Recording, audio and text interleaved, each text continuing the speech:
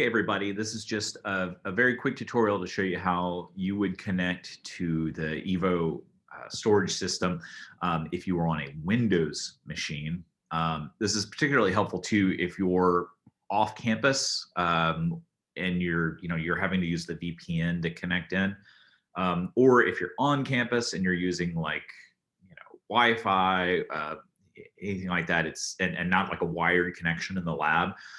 This can be really helpful too, because you could be in the library, you could be in a building, or you could be on the other side of the country and still access your files that are stored locally in Griffin Hall.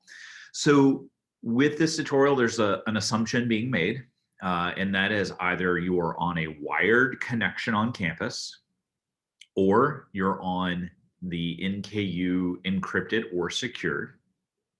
Or if you're using NKU public or you're off campus, you're using the VPN to connect. So what I'm about to show you is only going to work if any of those things are actually happening. So for example, if you're off campus and you're not using the VPN, none of this is going to work. You're just going to get messages that show that, there's errors and things like that.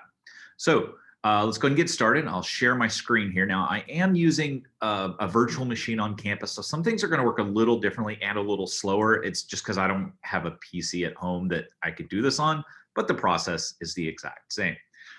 So here we are. We have a Windows machine, and what we would do is we would just find a Windows Explorer folder.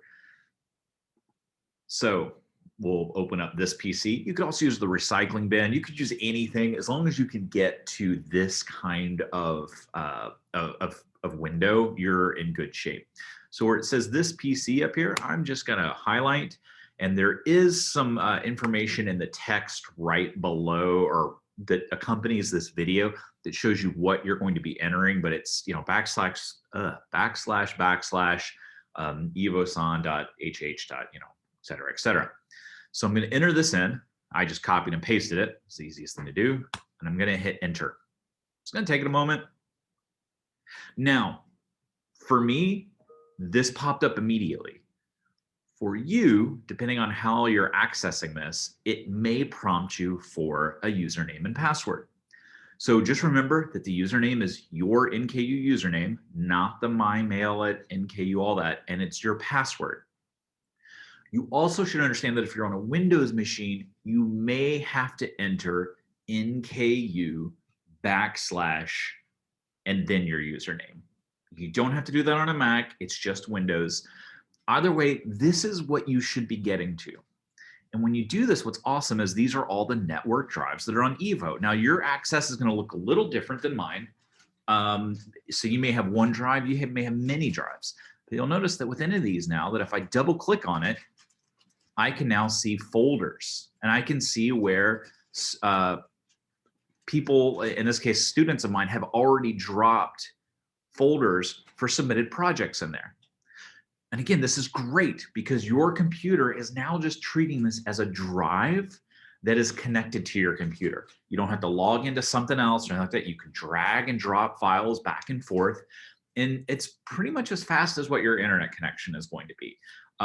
It's still not going to be fast enough to edit off of, but if you've got a couple of video files on campus that you need to drag over, stock footage, things like that, being able to just log in, grab it, copy it to your desktop, and drink some coffee while you're doing it, it's pretty nice, especially at 1 o'clock in the morning. So anyway, that's the Windows way to access EVO without having to download a share browser and all this other stuff. But the key is you have to do it in a Windows Explorer. I guess it's still called Explorer. I don't know. You have to do it in this window. You can't go to a browser like Google Chrome or something like that and do it. You're going to get some weird messages and like the recycling bin and stuff like that. So hopefully this helps a little bit. There's a text version of this as well. There's some pictures and stuff like that, but you can always also reach out to your professors if you've got questions. Thanks.